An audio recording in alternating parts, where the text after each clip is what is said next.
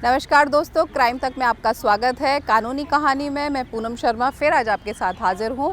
कैमरे के पीछे मेरे साथ हैं विनोद शिकारपुरी।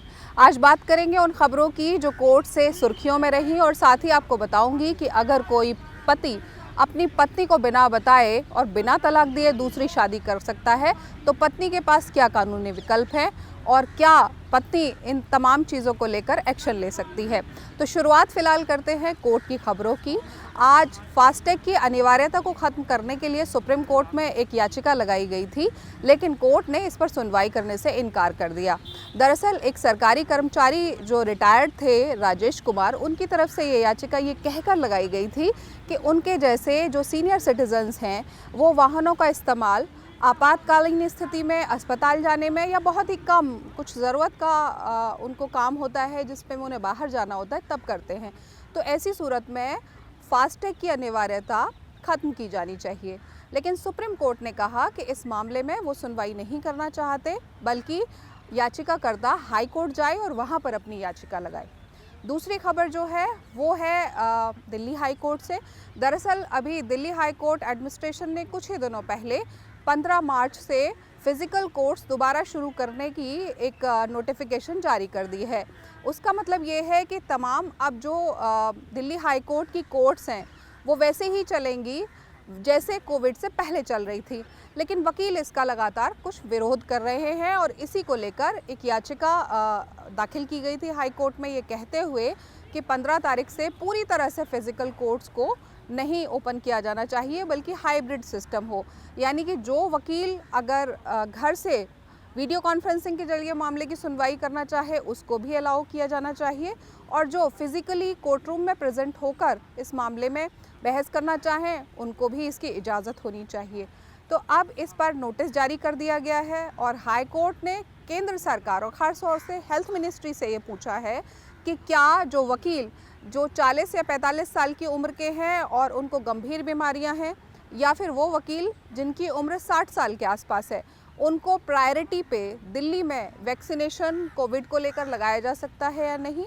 और फिलहाल अब इस मामले की सुनवाई जो है वो 4 मार्च तक के लिए टाल दी गई है। तीसरी खबर जो है वो है सुप्रीम कोर्ट से। सुप्रीम कोर्ट में दरअसल याचिका लगाई गई थी कि जाति के आधार पर जनगणना होनी चाहिए। उसको लेकर सुप्रीम कोर्ट ने केंद्र सरकार को और तमाम और जो पक्षकार हैं उनको नोटिस किया है। दरअसल हमारे देश में 90 साल से यानी तकरीबन 1931 में जो आखिरी जनगणना हुई थी जाति के आधार पर, उसके बाद जनगणना नहीं हुई है। तो तमाम जो नेता हैं, चाहे मुलायम सिंह यादव हो, नीतीश कुमार हों या बाकी और इस तरह के जो नेता हैं, उनकी तरफ से लगातार इसकी मांग की जाती रही थी कि जो जनगणना हो उसमें जाति के आधार पर लोगों की जनगणना हो। उसकी ज़रूरत क्या है? उसकी ज़रूरत ये है कि जब आपको पता होगा कि किस जाति के लोग कितने हैं हमारे देश में, तो आरक्षण को लेकर सरकार को अपनी नीतियाँ बनाने में सहूलियत होगी। तो लगातार इसीलिए नीतीश कुमार की तरफ से 2011 में भी इसको कहा गया था और उसके बाद अब ये याचिका सुप्रीम कोर्ट में आ गई है। अब देखना होगा कि केंद्र सरकार इस पर अपना क्या जवाब दाखिल करती है। तो ये तो आज की कोर्ट की खबरें रहीं। अब मैं बात करती हूँ कानूनी कहानी में उस मुद्दे की जिसको हज़ारों हज़ार लोग जो हैं वो झेलते हैं अपने घरों में। और अक्सर देखा गया है कि पति बिना बताए अपनी शादी हो चुकी होती है उसके बावजूद किसी दूसरी महिला से शादी कर लेते हैं, या कई बार इसका उल्टा भी होता है कि पत्नी जो है वो पति को छोड़ के चली जाती है और किसी और से शादी कर लेती है।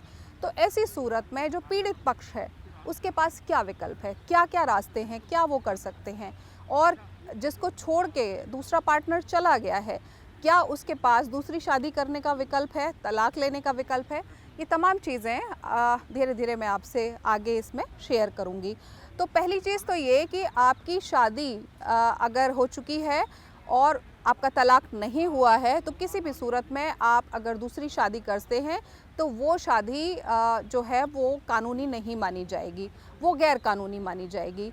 और आपका पार्टनर जो है वो आईपीसी की धारा 494 के तहत आप पर मुकदमा दाखिल कर सकता है द्वि विवाह करने के जुर्म में, और इसमें 7 साल तक की सज़ा का प्रावधान है। यानी कि अगर ये साबित हो जाता है कि आपने दूसरी शादी की है तो फिर 7 साल तक आपको जेल जाना पड़ सकता है। लेकिन अब सवाल ये है कि जब भी इस तरह का कोई मुकदमा दाखिल कराना चाहे तो किन चीज़ों की ज़रूरत होती है पुलिस के सामने, कोर्ट के सामने। तो सबसे पहले तो आपके पास वो सबूत होने चाहिए जिससे आप पुलिस के सामने एफआईआर दर्ज करा सकें या फिर कोर्ट में जाके सीधे मामला दर्ज कर सकें कि ये शादी हुई है। तो दूसरी शादी अगर किसी व्यक्ति ने की है तो आपके पास उसके लिए शादी का कार्ड होना चाहिए, मैरिज रजिस्ट्रेशन अगर हुआ है तो वो होना चाहिए, दूसरी शादी के वीडियो, फोटोग्राफ्स, इस तरह की तमाम जो चीज़ें हैं वो आपके पास होनी चाहिए। क्योंकि अगर आपके पास ये तमाम सबूत हैं तो फिर आपके लिए इस मामले में अपने पति या पत्नी जो भी आपको छोड़ कर गए हैं और दूसरी शादी की है उनको पनिश कराना कोर्ट में आसान होगा। कई बार ऐसा देखा गया है कि मान लीजिए पत्नी ने पति को छोड़ दिया और दूसरी शादी कर ली, तो अब सवाल ये पैदा होता है कि अगर पहली शादी से जो बच्चे हैं वो किसके पास रहेंगे, और ऐसी पत्नी जो पति को छोड़कर चली गई है क्या उसको पहले पति से मेंटेनेंस मिलेगी। तो उसके जवाब में मैं आपको बताना चाहूँगी कि बच्चे को रखने का अधिकार पिता के पास होगा अगर पत्नी छोड़कर चली गई है पति को और उसने दूसरी शादी कर ली है। साथ ही मेंटेनेंस भी किसी भी हाल में उसको नहीं मिलेगी क्योंकि वो खुद छोड़कर पति को चली गई है। और ऐसी सूरत में पति अगर उसके खिलाफ 494 में मुकदमा दर्ज कराता है तो फिर उसकी शादी जो दूसरी पत्नी ने दूसरे के साथ की है वो भी अमान्य घोषित हो जाएगी। तो ऐसी स्थिति में कई बार ऐसा होता है कि लगातार सालों साल जब मामले चल रहे होते हैं और कोई एक पक्ष दूसरी शादी कर लेता है तो कई बार आपसी समझौता भी हो जाता है दोनों में, और एक पक्ष ये तय करता है कि वो दूसरे पक्ष को माफ़ कर रहा है जिसने दूसरी शादी की है। तो ऐसी स्थिति में कोर्ट में दोनों की तरफ से एक अर्जी लगाई जाती है कि वो आपस में समझौता कर रहे हैं और केस को कोर्ट से ख़त्म करना चाहते हैं। तो ऐसी स्थिति में दोबारा पति पत्नी फिर दोबारा साथ रहने के लिए इकट्ठा हो सकते हैं। लेकिन एक चीज़ और है इसमें कि जिस व्यक्ति के साथ आपने दूसरी शादी की है, मान लीजिए पति ने शादी की किसी दूसरी और महिला के साथ अपनी पत्नी को बिना बताए, और दूसरी शादी जिस महिला के साथ की उसको भी ये नहीं बताया कि मेरी पहले से पत्नी है, तो उस दूसरी महिला के पास क्या कानूनी विकल्प हैं। तो वो महिला भी आईपीसी की धारा 495 के तहत ये मुकदमा दायर कर सकती है कि मेरे को धोखे में रखकर ये शादी की गई, और उसमें भी पति जो है उसको सज़ा का प्रावधान है, 10 साल तक ये सज़ा हो सकती है, साथ ही आर्थिक दंड भी हो सकता है। हालांकि यही तमाम चीज़ें अगर पत्नी भी ये किसी दूसरे व्यक्ति को बिना बताए कि वो पहले से शादीशुदा है, शादी करती है दूसरी, तो उसको भी जो है सज़ा का सेम यही प्रावधान है, 10 साल तक की सज़ा हो सकती है। कुछ और इसमें जानकारियाँ हैं वो और आपको बताती हूँ।